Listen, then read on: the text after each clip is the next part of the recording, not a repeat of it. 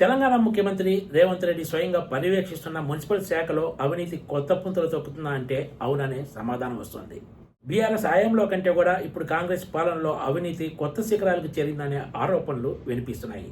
ముఖ్యంగా భూ వినియోగ మార్పిడికి సంబంధించిన ఫైల్స్ వ్యవహారంలో అవినీతి భరించలేని స్థాయికి చేరిందనేది ఎక్కువ మంది చెప్తున్న మాట. రియల్ ఎస్టేట్ వర్గాలతో పాటు భూ యాజమానులు కూడా ఈ వ్యవహారంతో తీవ్ర సమస్యలు ఎదుర్కొంటున్నారు. పోనీ ఎకరాలకు ఎకరాలున్న ఫైల్స్ విషయంలో కోట్ల రూపాయలు డిమాండ్ చేస్తే అర్థం చేసుకోవచ్చని, కానీ చిన్న చిన్న సైజుల్లో ఉన్న ఫ్లాట్లకు కూడా కోట్ల రూపాయలు డిమాండ్ చేస్తున్నారు ఫైల్స్ క్లియర్ చేయడానికనే ఆరోపణలు పెద్ద ఎత్తున వినిపిస్తున్నాయి.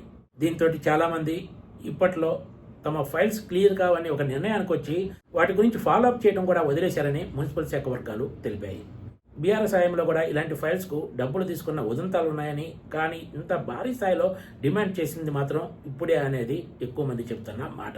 అయితే తాము వసూలు చేసే మొత్తంలో సింహభాగం పై వాళ్లకు వెళ్తుందని చెప్పి ఈ ఫైల్స్ వ్యవహారంలో దందా నడిపిస్తున్న ఒక వ్యక్తి చెప్తున్నట్లు ఆ శాఖ వర్గాలు వెల్లడించాయి.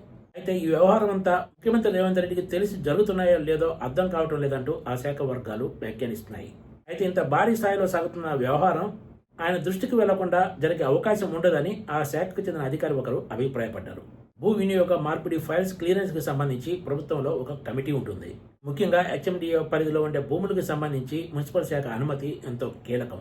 ఈ కమిటీ ముందుకు ఫైలు వెళ్లాలంటే మున్సిపల్ శాఖకు చెందిన కొంతమందికి కోట్లు సమర్పిస్తే తప్ప ఆ ఫైలు ముందుకు కదలటం లేదనేది పెద్ద ఎత్తున వినిపిస్తున్న ఆరోపణలు.